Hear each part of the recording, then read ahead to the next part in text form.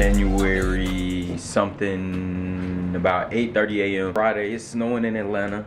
I just want to pop out, show y'all a little bit of snow.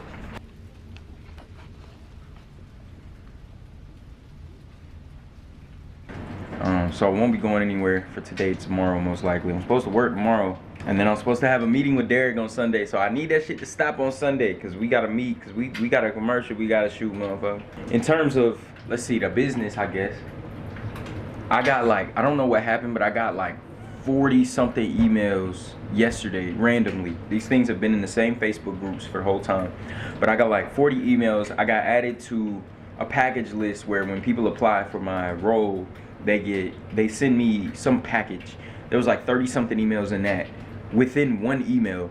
So I have a lot to go through, but a lot to decline, because I really don't want more people in this. The parking lot isn't that big, and I'm gonna struggle to fit everybody. So I have 20 people total right now, and I think that's the max I want. So unless someone is just a great connection, unless their resume is incredible, you know, no one wants to go to a party with not pretty women.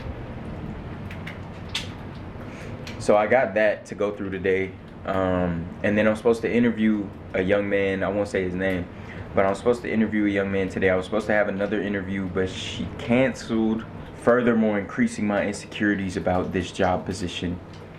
But it's okay, you know, I'm gonna just be super upfront with people. This is a project-based internship.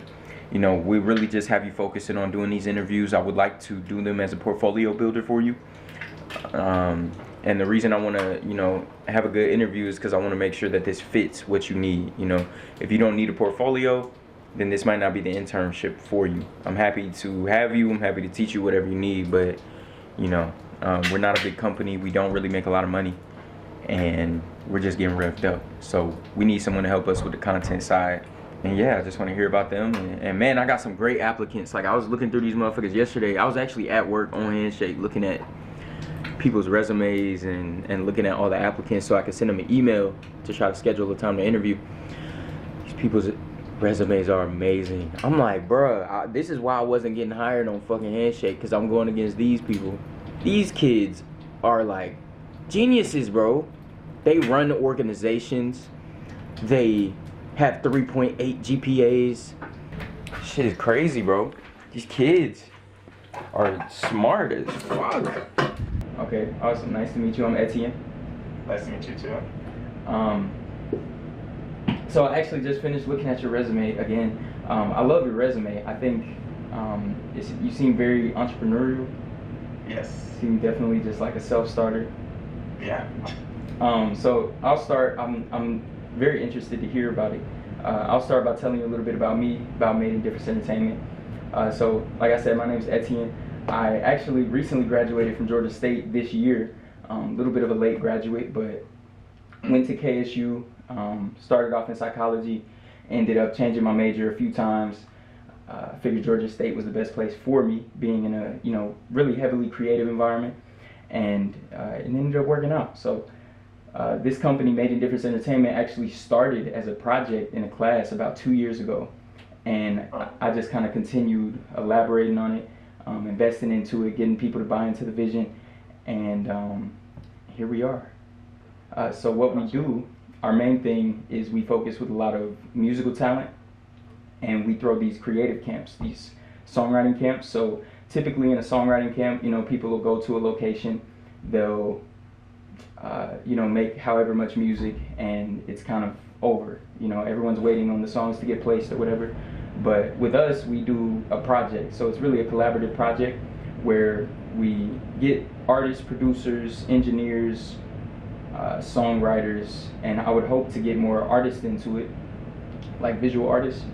And we all just, you know, come together, create these assets, and we handle the business on our end for everybody, and teach and help teach them the business, give them resources, give them everything they need, so that we can all push out a project together, and, you know, hopefully all profit from those assets.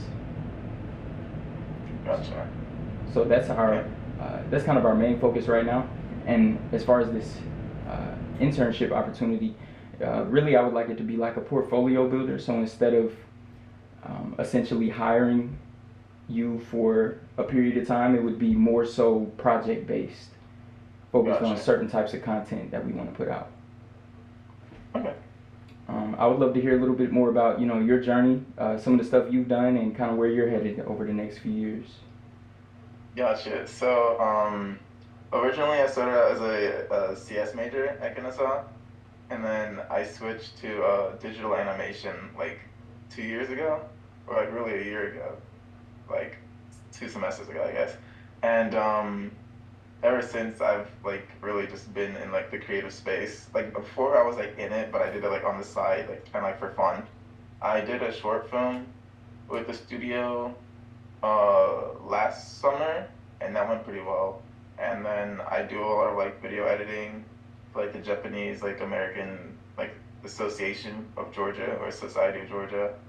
And then me and my friend, he has his own company, and we go around with our Canons and like shoot a bunch of like content for like companies and just like real realtors and like houses and stuff and weddings, all that kind of stuff. And now I'm like more of a 3D artist, so I have like my own space where I just make like assets for like organizations that need like animations in their like videos or stuff like that.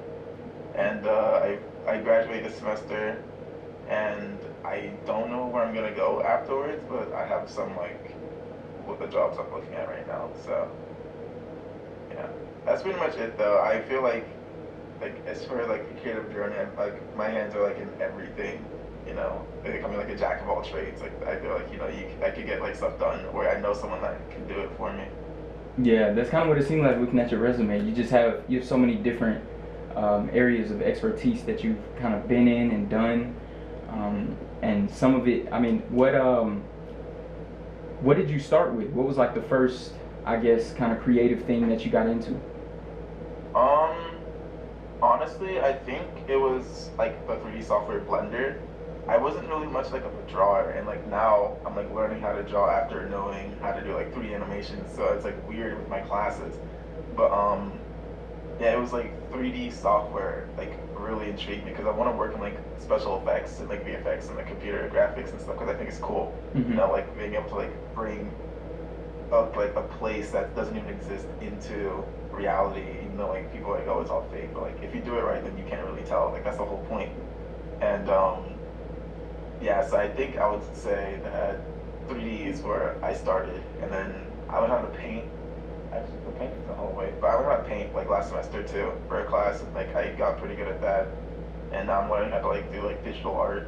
So yeah. Very cool. Very cool. I see you've worked at a lot of like production companies or those style type companies, very creative companies. Have you was that like what you, I guess when you first were trying to get a job, like are those the type of jobs that you went for? Did you ever have like some would call it a boring job?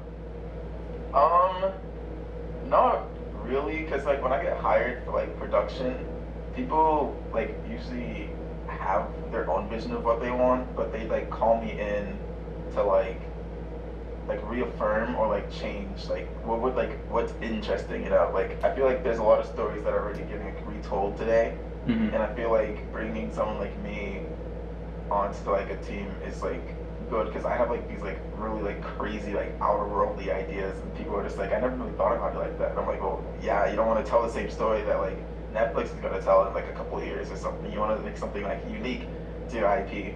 So that's like. I don't know. I don't think I've had like a boring job. I've had stressful ones for sure. Like the short film, I had to edit that in 2 weeks, basically by myself, for like the showing. And yeah, that's probably the most stressful thing on the resume. What's your favorite project that you've done?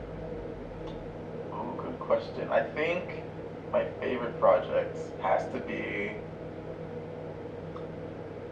I like working with the Japanese Association because they're just like really laid back and they let us do like whatever. Like we had this one event like Japan Fest. It's like in Georgia like every year. We like did all the film for that, like all the videos and stuff. I think that's been my favorite because it's like a big event, but like a lot of people don't bother me, so I get to like explore like how to integrate stuff creatively for them. I think I heard about that festival. It was it had to be what, October, November? of Yeah. last year. Yeah. Um, so what about like videography? What's your favorite part about, I guess, being behind the camera, or do you prefer the editing side? I like both. I'm good at the editing part because I'm like a workaholic and I'll stay up like all night. Like I'll do like completely sleepless nights just trying to get it done because I just like that. But behind the camera, I feel like there's like a special vision that only like certain people can like really have, especially with like a director. Like you want to like be able to really tell the director like how you want the story to go or how you want it to be seen. And for me, it's just like these all the angles like kind of like look the same, and like when you like stray away from that, people think it's like unique and stuff. So like I had this one overhead shot from a fan, and people were like, "Dude, like, that's crazy," and I was like, "It's like, yeah, because you don't want someone to like go through a door normally. Like everyone's seen someone go through a door, but how many people have seen like someone laying on the bed like as a 360 shot from a fan?" And just stuff like that, like following people with the hands and stuff. Like I'm like huge, like I'm anti like tripod. All my friends like hate it. I'm like just do a handheld, do gimbal.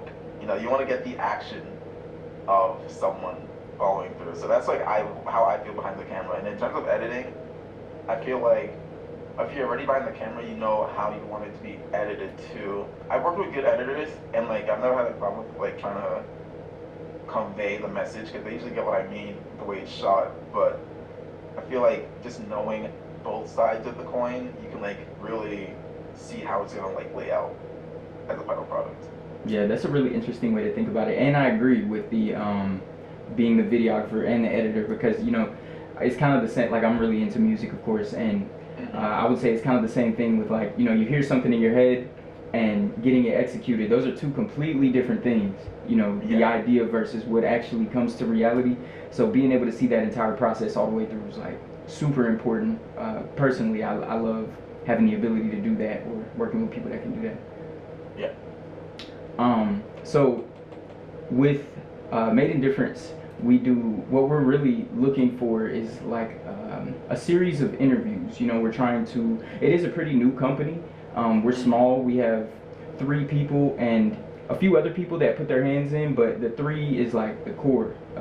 Me and 2 associates of mine, and we're looking to really rev up the content. So up to this point, it's kind of been us, you know, figuring stuff out, going talking to people, and trying different things. But we've come up with like, you know, content strategies, but none of us are really experts behind the camera. We want someone that has, you know, new, fresh ideas that isn't, I feel like when I come up with ideas, I'm a little bit connected, you know, I'm more connected than the average person to this business because I, you know, came up with it. So I love having a third party, someone who's a little bit less, I guess, mentally invested, that has new, fresh ideas, that can look at things from an outside perspective. And we want to do, I guess, for the period of time, I would love, I guess, about early May. You know, of course, it depends when your finals are, but I would definitely want whoever's in this role to be able to focus on their finals when it comes that time. So I guess late April, early May. And we would be looking to do an interview about every 2 weeks. So I have, you know, people that I know that do creative things, and what we really want is to get interviews on them focused on how they have monetized their craft, or how they plan to monetize their craft. Whatever it is, they do something unique, and we want to help people in the world, aspiring creatives, understand how these people have, you know, started making a career for themselves. Because I feel like a lot of creatives don't really understand, you know, how to do that. They like to make stuff, but they don't know how to put it out into the world. Yeah. For sure. Yeah, I agree. Does it sound like something that would be interesting for you? Yeah. I would love, like, I really enjoy the way you think about stuff, the way you like to bring in a new perspective. You know, you don't just want to send. Hopefully within the next 2 weeks, I'll be able to have a little more information for you. But other than that, I don't have anything else. Sweet. Thank you very much. Yes, thank you for your time. I appreciate you. And I'll be reaching out soon. All right. Thank you. All right, stay safe in the snow too. You too.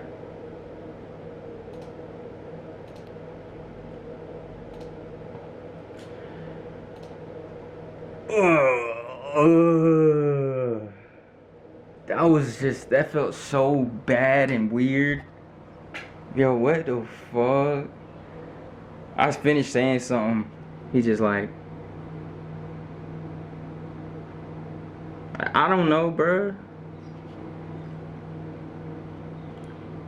I don't know. Like, what am I supposed to go toward?